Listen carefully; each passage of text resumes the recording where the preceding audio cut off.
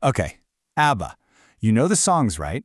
You definitely know the sound. It's just this shimmering, perfect, almost ridiculously catchy pop music. But here's the thing. Behind those melodies that seem so simple, there's a level of technical wizardry and, frankly, studio obsession that was years, decades ahead of its time. So today, we're going to pull back the curtain on Polar Studios and figure out what made that sound so iconic and why it's still so timeless.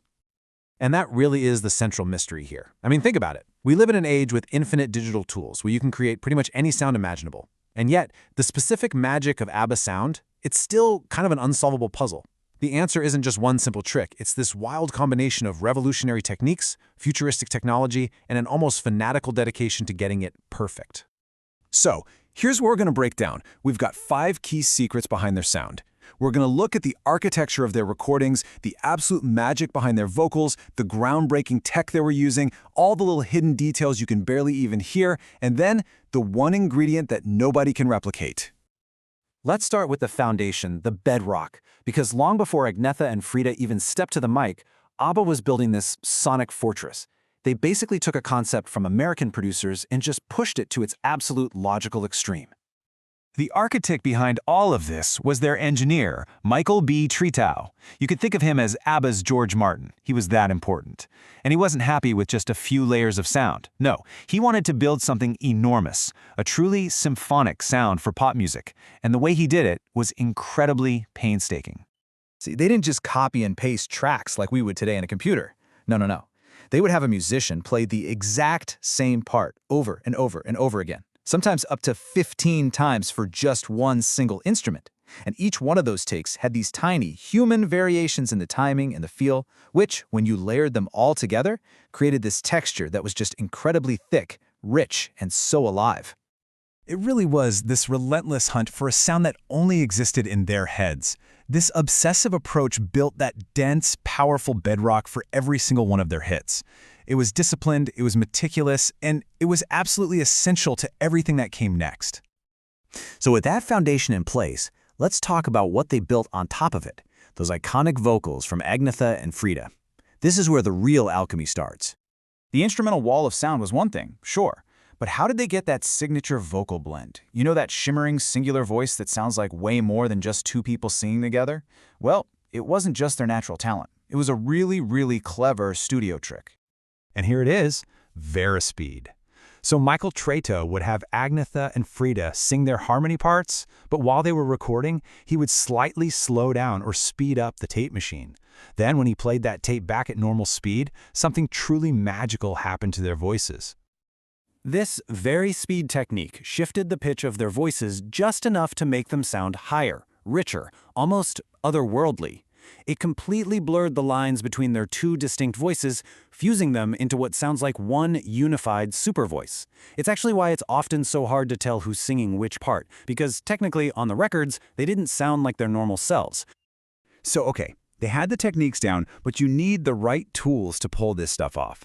And their custom-built Polar Studios in Stockholm, well, it wasn't just a recording space. It was more like a laboratory. And it was equipped with technology that put them a solid decade ahead of pretty much everyone else. Just take a look at this gear. That Harrison console gave them 40 tracks to play with. That was absolutely unheard of at the time and was crucial for their wall of sound. They used early polyphonic synths like the Polymoog to create those really unique electronic sounds on albums like Arrival. And get this, by 1982, on a song like The Day Before You Came, they were already using digital sequencers for those precise, pulsing synth lines. That's a technique that would basically define the sound of the entire 80s. And the rest of the world definitely took notice. The studio and the sound they were creating there were so revolutionary that actual legends of rock and punk, we're talking Led Zeppelin, the Ramones, came all the way to Stockholm just to record at Polar. It pretty much became the Swedish Abbey Road. All right, this next secret might just be the most fascinating one.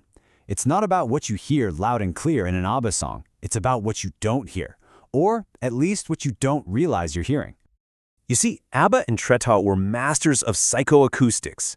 They knew that if you added layers so low in the mix that they were almost subliminal, you could create this incredible sense of depth, space, and a ton of emotional weight. I mean, they were doing things that nobody else was even thinking of. They'd put microphones in rooms with totally different acoustics, rooms with glass, with marble, just to capture this ambient space. They'd use 3 mics on a single piano to get a wider, richer sound. And most importantly, they would record entire, complex vocal harmony arrangements and then just bury them deep in the mix. They'd even record full verses for a song and then just cut them out completely, deciding the song was stronger without them. All in service of the perfect 3-minute pop song. Let's take a song like Knowing Me, Knowing You. It's incredible. If you use special audio filters, you can actually isolate somewhere between 8 and 10 distinct vocal layers just in the chorus alone. Most of them are mixed so low you can't consciously hear them, but you can absolutely feel them. That's what gives the song that immense sonic and emotional power.